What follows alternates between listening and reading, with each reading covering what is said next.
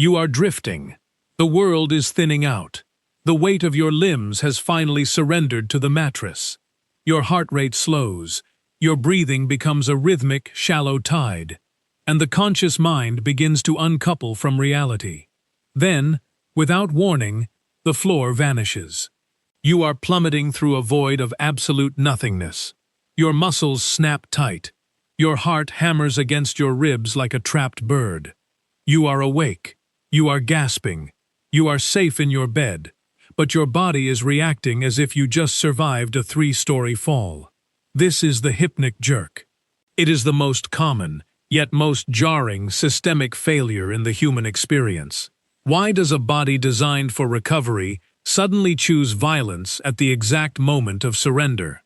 To understand the hypnic jerk, we have to look at the brain not as a singular organ, but as a complex governing body. It is an institution with competing departments, each vying for control over your physical state. When you prepare for sleep, you aren't just turning off. You are overseeing a massive transfer of power. This is a high-stakes transition from the waking world to the restorative depths of REM sleep. It is a process that requires precision, timing, and total cooperation between the brain's internal factions. The primary players in this biological administration are the Reticular Activating System, or the RAS, and the Ventrolateral Preoptic Nucleus, known as the VLPO. Think of the RAS as the Department of Energy and Vigilance. It manages your alertness, keeps your eyes open, and ensures you are responsive to the environment. On the other side of the hall is the VLPO, the Department of Rest. Its sole mandate is to shut the system down. In a perfect world, this transition is a smooth handoff. The RAS slowly powers down, and the VLPO takes over, flooding the system with inhibitory neurotransmitters like GABA and galanin. These chemicals act as the brain's internal security team, locking the doors and turning out the lights. But the brain is an ancient institution, built on layers of legacy code and evolutionary compromises. Sometimes the handoff fails. Sometimes the departments clash. When you experience a hypnic jerk, that sudden, involuntary twitch that occurs during the hypnagogic state between wakefulness and sleep, you are witnessing a brief, violent civil war within your own nervous system. It is a moment where the waking system refuses to let go, or the sleeping system misinterprets the data it's receiving. It is a glitch in the most fundamental contract of the human body, the promise that when we close our eyes, we are safe. But the jerk suggests otherwise. It suggests that, at our core, we are still waiting for a disaster that hasn't happened in 10,000 years. We are looking at a biological reflex that has survived every stage of human development, a ghost in the machine that refuses to be deleted. To find out why, we have to look past the twitch and into the deep, dark history of how we became human in the first place. The hypnic jerk is not a singular event. It is a symptom of a larger mechanical struggle. Scientists refer to this as the dual control model of sleep. Imagine two powerful engines running in opposite directions. For you to sleep, one engine must stall while the other gains momentum. The problem is that these engines are connected to the same drive shaft, your muscular system. As the VLPO begins its work, it starts to paralyze the body. This is a necessary safety protocol. If your body remained active while your mind entered the world of dreams, you would physically act out your subconscious thoughts. You would run through your bedroom, swing at imaginary threats, and likely injure yourself. This paralysis is called REM atonia. It is the ultimate form of institutional control. However, the reticular activating system does not always go quietly. If you are overly stressed, over-caffeinated, or simply exhausted, the RAS remains in a state of high alert. It is hypervigilant. As the VLPO attempts to pull the lever on bodily paralysis, the RAS detects this sudden loss of muscle tone. It doesn't see sleep, it sees catastrophe. In the dark analytical silence of the brain's command center. The RAS interprets the relaxing of your muscles as a sign that you are falling. The inner ear, the vestibular system, sends a confused signal. The sudden drop in heart rate and the loosening of the limbs are misread by the brain's ancient survival circuits. The governing body panics. It sends an emergency electrical discharge through the spinal cord to the extremities. The result is the jerk. It is a frantic, last-second attempt by your brain to catch you. It is the biological equivalent of a stadium's emergency lights kicking on during a power flicker. The brain is literally testing the connection to your muscles to ensure you are still upright and alive. This isn't just a theory. It's a documented failure of the brain's internal timing. Studies using polysomnography show that during a hypnic jerk, there is a massive spike in motor neuron activity that occurs exactly as the brain waves transition from alpha to theta. It is a jurisdictional dispute. The waking brain thinks the sleeping brain is dying or falling, and it intervenes with maximum force. But why is the falling sensation so specific? Why don't we jerk because we think we're being burned, or drowned, or struck? Why is it almost always the sensation of a void opening up beneath us? This is where the investigative trail leads away from modern neurology and into the terrifying reality of our ancestral past. We are carrying a survival mechanism designed for a world we no longer inhabit. If you look at the hypnic jerk through the lens of evolutionary biology, it ceases to be an annoying glitch and becomes a masterpiece of institutional preservation. This is known as the arboreal hypothesis. To understand it, you have to imagine a world without bedrooms, without locks, and without the safety of the ground. For millions of years, our ancestors did not sleep in beds, they slept in trees. This was not a matter of preference, it was a matter of survival. The ground was the domain of apex predators, big cats, snakes, and scavengers that thrived in the dark. To sleep on the floor was to volunteer for the food chain. The canopy offered safety, but it came with a lethal trade-off. A tree is a precarious place to lose consciousness. If you relax too much, if your muscle tone dropped too far, you would slip from the branch. A fall from 30 feet in the middle of the night wasn't just an inconvenience, it was a death sentence. It meant broken bones at best, and a waiting predator at worst. The hypnic jerk, therefore, was the ultimate safety net. It was a fail-safe programmed into the primate brain. As the ancestral body began to drift off, the brain would monitor the physical tension required to stay on a branch.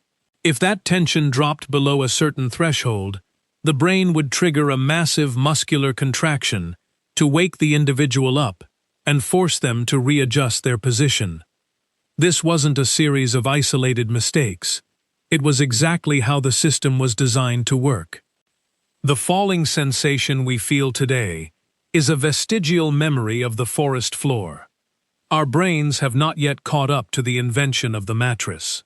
When you lie down and your muscles go limp, your ancient, reptilian brain centers look around and realize there is no branch beneath you. It panics. It thinks you are in the air, halfway between the canopy and the earth. We can see the proof of this in the dream that often accompanies the jerk. Many people report a brief, vivid hallucination of stepping off a curb, tripping on a stone, or falling into a hole. This is the brain's attempt to provide a narrative for the physical sensation. The jerk happens first, the physical reflex, and the mind, in its desperate need for logic, builds a split-second story to explain why the body just exploded into motion. But there is a deeper, more institutional layer to this. The hypnic jerk is also linked to the predator protection theory. In this model, the jerk serves as a final check of the environment. By jolting the body awake one last time before deep sleep sets in, the brain allows the individual to scan their surroundings for movement or sound. It is a security sweep performed by a nervous system that knows the dark is dangerous. The cost of this survival, however, is high. In the modern world, we don't need to check for leopards or stabilize ourselves on branches. Yet, the mechanism remains. It is a piece of ancient code that is constantly being triggered by the stresses of the 21st century. We are living in high-tech environments with a biological operating system that is still looking for predators in the shadows of the bedroom. We are paying for the survival of our ancestors with the quality of our own rest. This brings us to the most disturbing realization of all. We aren't just victims of our evolution. We are actively sabotaging the system. We are feeding the waking brain the very chemicals and stresses it needs to keep the sleeping brain from doing its job. In the world of institutional power, a system only fails when it is pushed beyond its design limits. The human brain was designed to manage a certain level of environmental stress, the occasional predator, the search for food, the change of seasons. It was not designed for the relentless, 24-hour bombardment of the modern era. When we look at why some people experience hypnic jerks every night, while others rarely feel them, we find a direct correlation with how we treat our internal governing bodies. We are effectively bribing the RAS to stay awake, while demanding the VLPO put us to sleep. Caffeine is the primary offender. It works by blocking adenosine receptors in the brain. Adenosine is the sleep pressure that builds up throughout the day, telling the VLPO that it's time to take over. When you flood your system with coffee or energy drinks, you are essentially silencing the department of rest. You are telling the brain that the energy department is still in charge, even as the body begins to collapse from exhaustion. Then there is the issue of emotional stress. When you lie in bed worrying about your mortgage, your job, or your relationships, your brain releases cortisol and adrenaline. These are fight-or-flight chemicals. They are the same hormones that would have been released if our ancestors heard a branch snap in the middle of the night. By taking our modern anxieties to bed with us, we are triggering the predator protection protocol. The brain interprets your stress as a sign that the environment is unsafe. It becomes hypervigilant.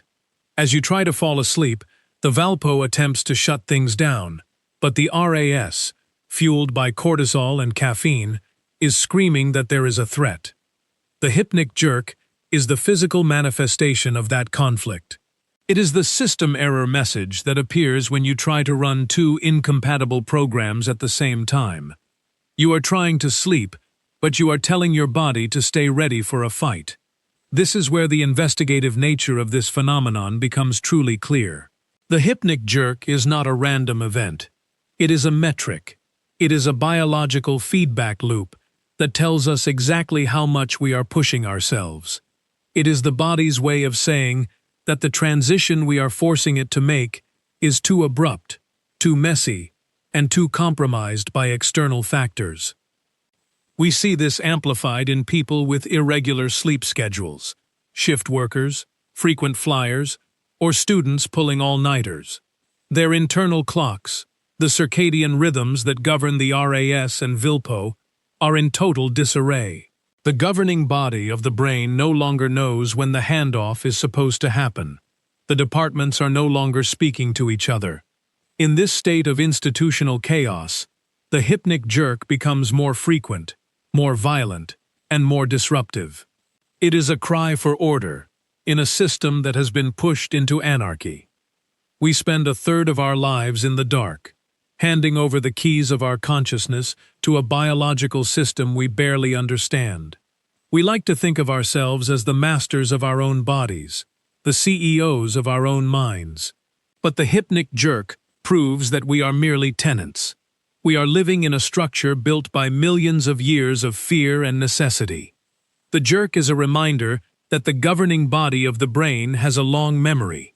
It remembers the heights of the trees.